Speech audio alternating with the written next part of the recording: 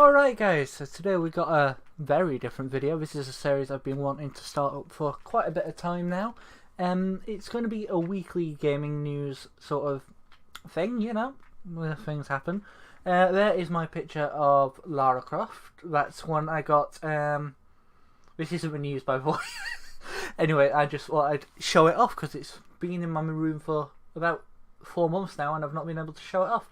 So there it is, it's original art done by someone on Redbubble. Anyway, today we got some interesting news, and it's news I'm really excited for, but it does leave me with a few questions. So what it is, xCloud, the gaming streaming service from Xbox, has been announced, and apparently we're going to be doing public testing this year, which is really exciting, and there is a few questions I've got to go with it, but I think we'll watch the video first and then we'll discuss. So let's get the headphones on and let's get watching. So it's just starting up.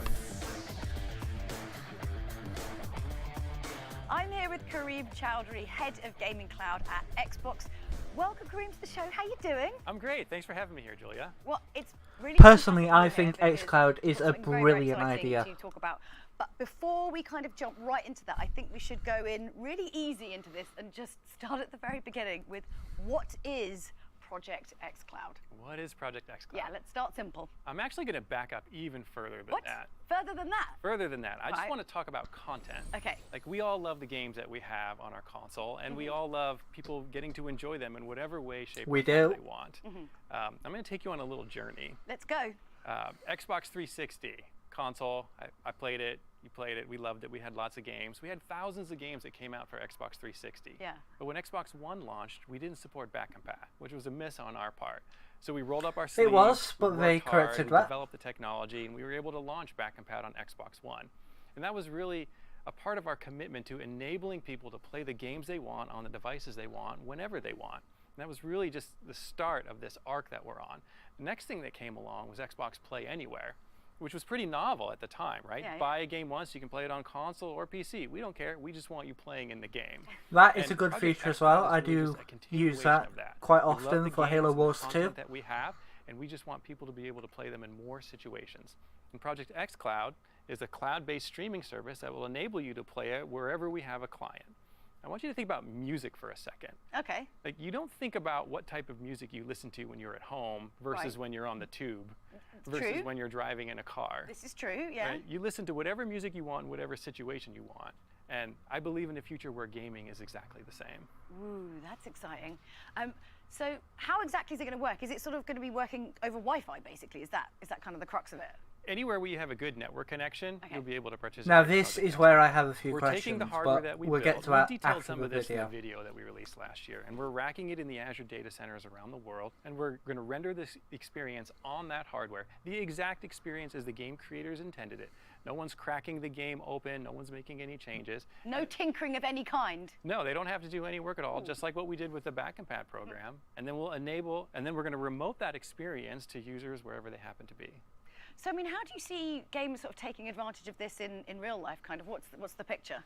Well, as a gamer, it's all about choice. Like, I love playing on my console at home, as I'm sure you do. Yeah. But what if you're in a different situation where you want to experience that same content? This is about giving you choice. It's not a replacement for console. We're not getting out of the console business. This is really additive to everything that we're already doing. So would it mean, you know, so say I'm in the middle of a game and then I'm like, I've got to go to work. Can I then just, you know, pick up and take my game with me, like out on the road, effectively? Of course. We already have cloud saves that work between consoles, and we're using all that same technology, the same Xbox Live infrastructure, the same Friends network, same identity, account, achievements, the same everything.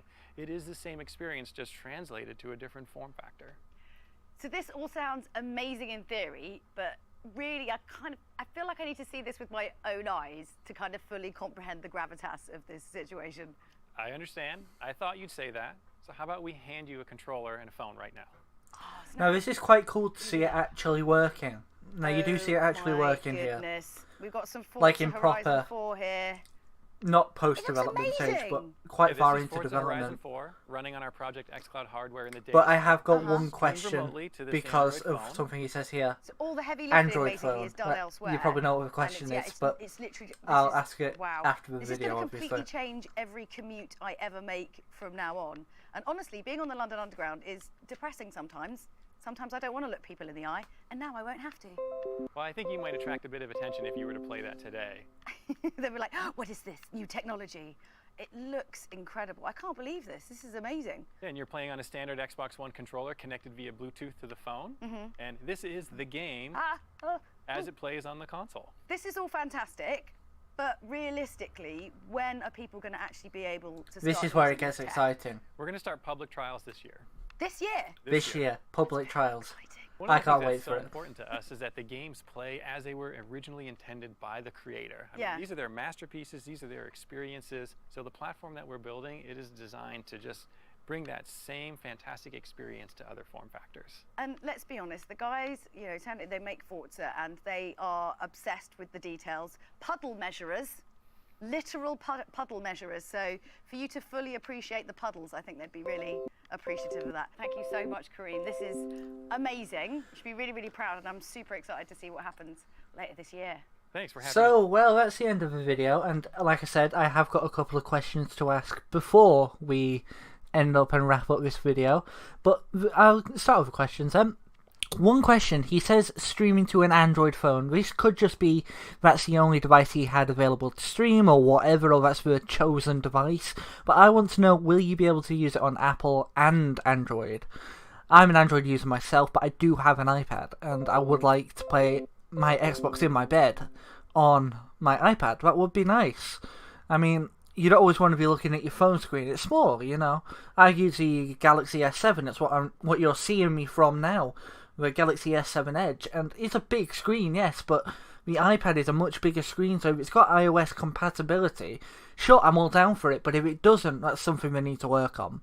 And yeah, that leads me on to the other question, which is when they say, he makes a point that you'll be able to do it anywhere you got a good internet.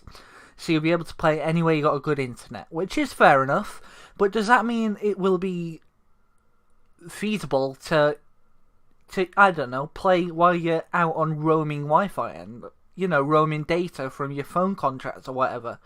Like, that's how I'd be mainly doing it while I was out. If I was out on a trip somewhere, I'd take my phone with me and, like we say, clip your phone to the controller or put it on your knee or whatever, and then Bluetooth your controller to your phone.